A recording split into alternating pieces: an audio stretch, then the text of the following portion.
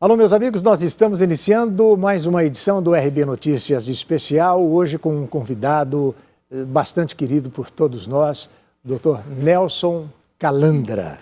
Henrique Nelson Calandra, desembargador aposentado do Tribunal de Justiça de São Paulo e advogado com atuação no contencioso estratégico, ou seja, tudo que pode ser objeto de contestação, disputa, conflito de interesses. Ele é graduado pela PUC, Pontifícia Universidade Católica de São Paulo, e especialista em Direito Empresarial pela Escola Paulista da Magistratura. É professor emérito dessa instituição. Também é ex-presidente da Associação dos Magistrados Brasileiros e da Associação Paulista dos Magistrados, conhecida pelo título de APAMages, né? Tem destacada atuação na defesa do Judiciário e da Justiça do Brasil. Como vai, senhor? Muito obrigado pela acolhida, sobretudo a você que nos recebe em sua casa, no seu ambiente de trabalho hoje.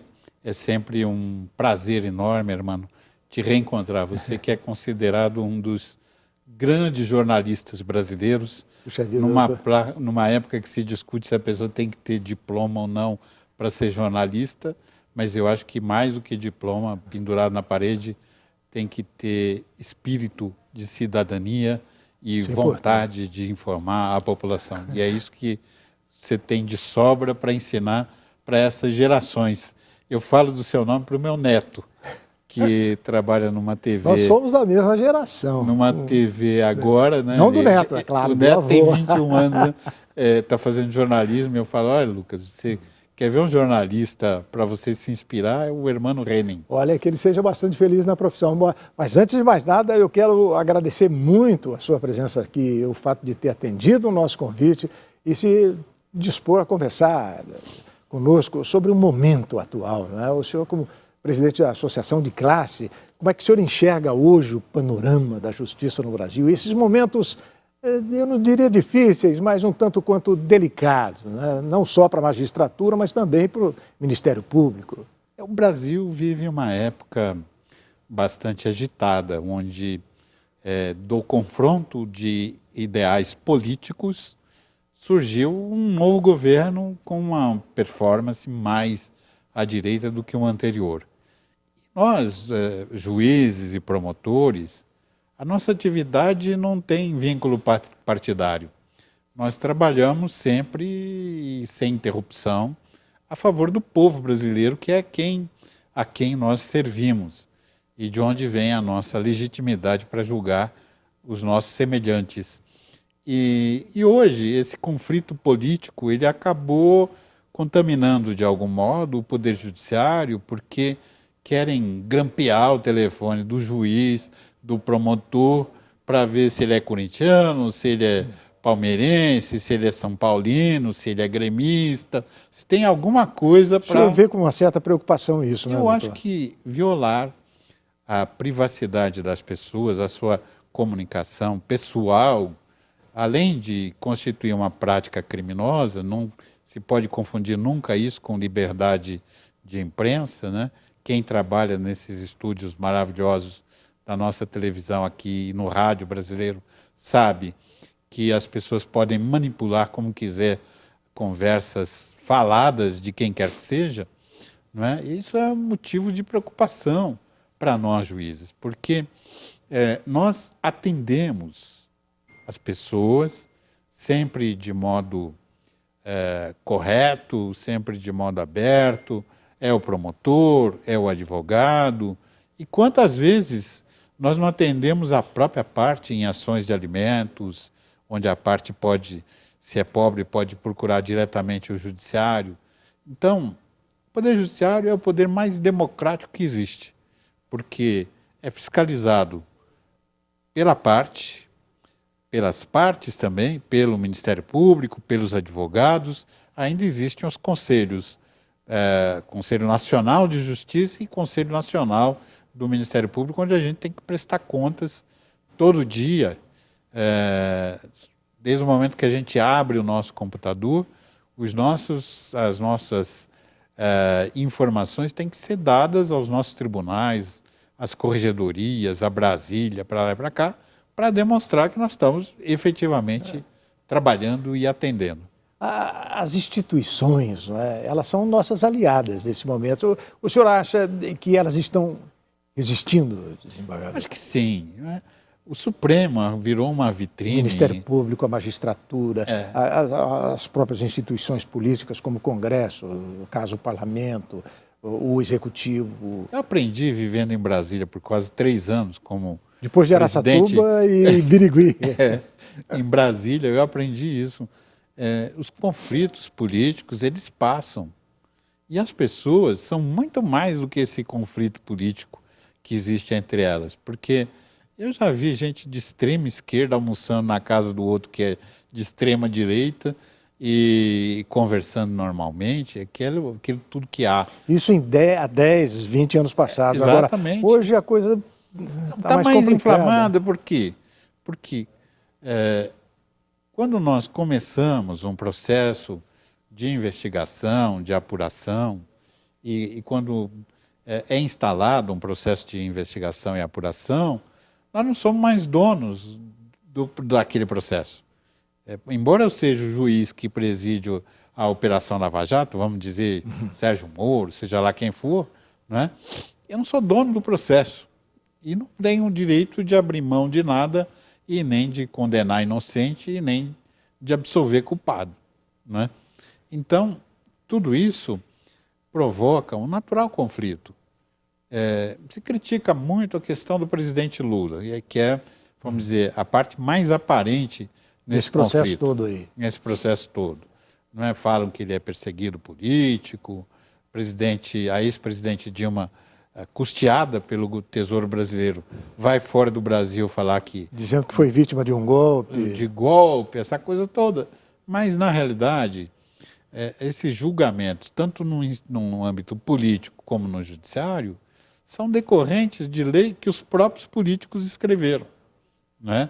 Eu me lembro que eu e o ministro Gilson Dipp, eu era juiz do Tribunal de Alçado, o Gilson Dipp era desembargador no Tribunal do Rio Grande do Sul, e nós participamos de um fórum internacional sobre combate a drogas, e eles falaram assim, vocês estão reclamando, desde 1953, o Brasil não cumpre o Tratado de Controle Financeiro de organizações, possíveis organizações criminosas. E foi assim que foi criado o COAF no Brasil. E que está vivendo um momento aí muito complicado. Quando nós voltamos para o Brasil, nós procuramos instituir o COAF para que houvesse uma fiscalização de principalmente lavagem de contra o crime organizado. Exatamente. Crimes financeiros. Crimes financeiros. Então, tudo isso vai bater no Ministério Público, na Polícia Federal e na Receita Federal.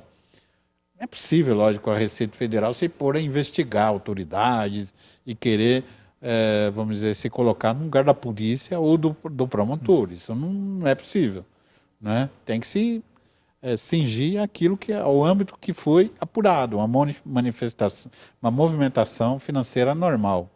Agora, falam de perseguição. Eu nunca vi, olha que eu julguei muita gente.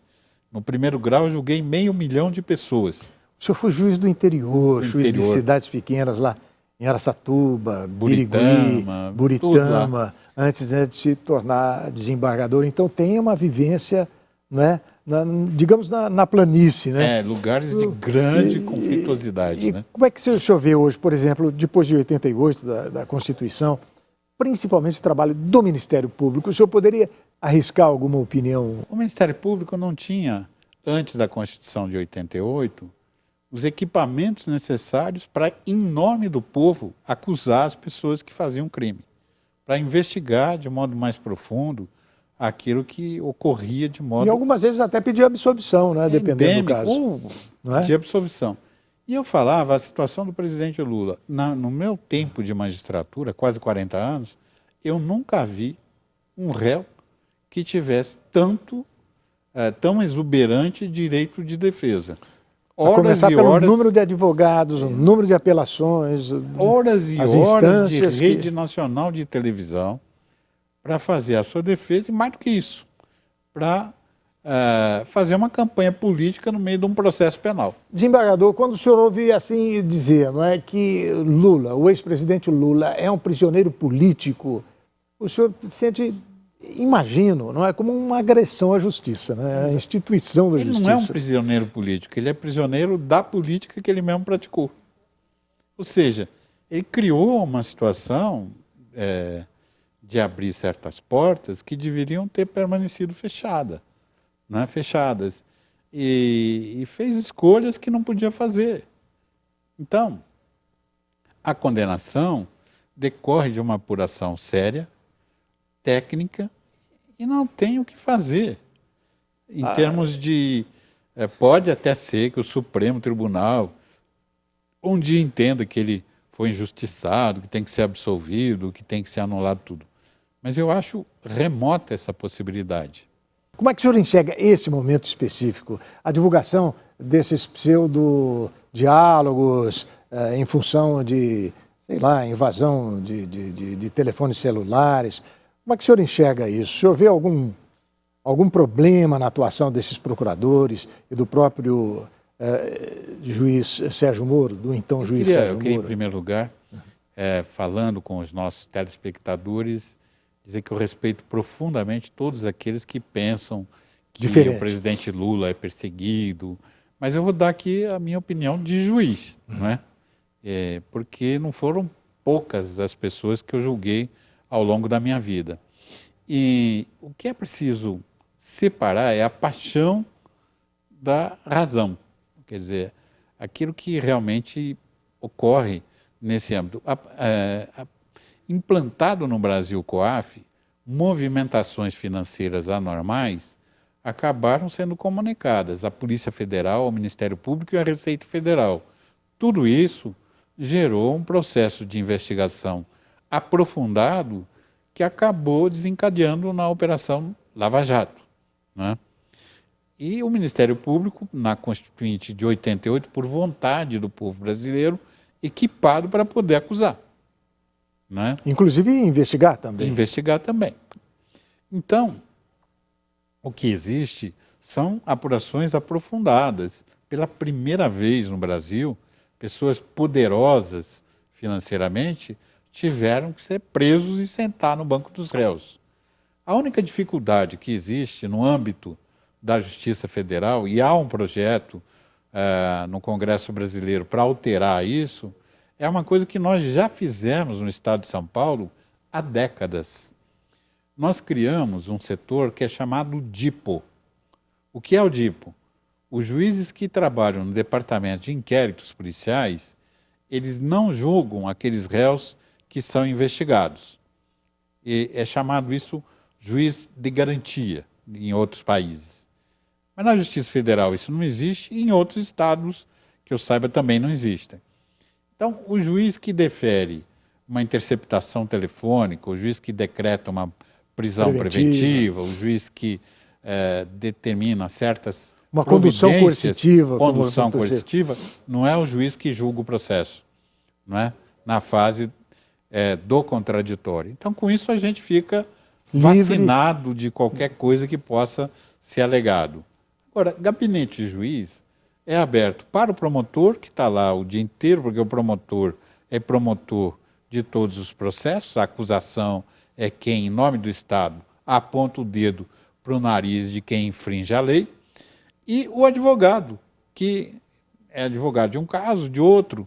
Então há, às vezes, uma disparidade até. Na prática, essa conversa existe. Existe, né? Porque o promotor está ali de noite fazendo audiência com o juiz.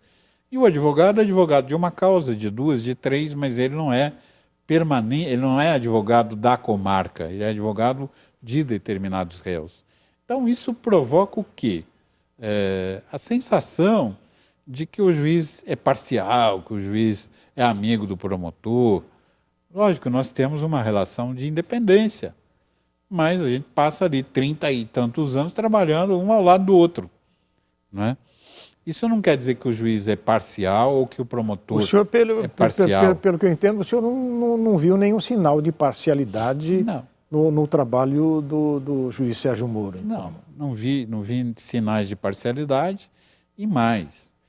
Se o promotor transmitiu a ele alguma coisa, ou ele respondeu ao promotor alguma coisa no âmbito privado, isso não tem nada a ver com a situação deles. O que não pode é sair a cata de um fio de cabelo torto para anular um processo penal onde, diante da prova, alguém foi condenado.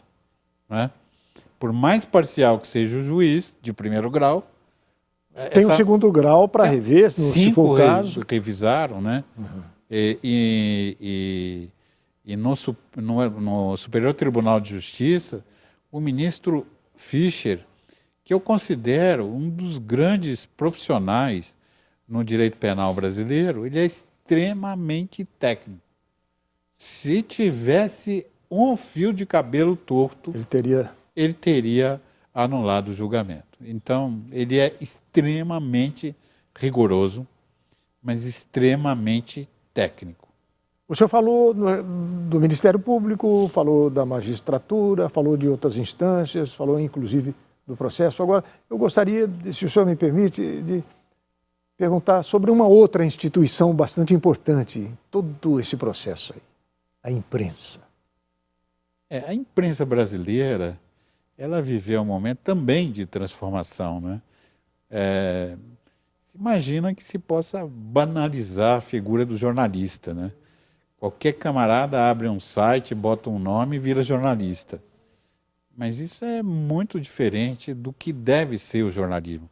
Eu acho que o jornalismo sério é uma instituição, e isso envolve não só o profissional da comunicação jornalista, como toda a equipe técnica que é envolvida nesse trabalho de apresentar imagem, voz e poder transmitir para alguém determinada notícia. O jornalista ele tem que fazer essa filtragem entre o que é falso e o que é verdadeiro.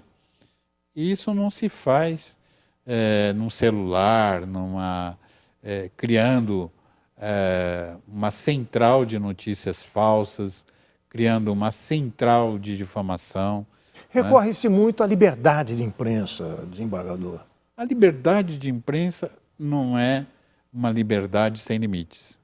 O limite do jornalista é a sua consciência, sua responsabilidade penal perante o Estado brasileiro e a sua responsabilidade como, vamos dizer, autor de pautas que vão acrescentar alguma coisa para a população brasileira. Se tiver que fazer uma denúncia que envolva pessoas poderosas, o jornalista vai fazer. Mas ele não pode pegar uma prática criminosa, uma tortura, uma violação em sigilo de comunicações, para transformar isso num furo jornalístico, A alegação é de que, mesmo que se acontecer um crime na apuração de uma notícia e ela cair nas mãos de um jornalista, ele tem todo o direito de divulgá-las e, ao mesmo tempo, se recusar a apontar aquela fonte.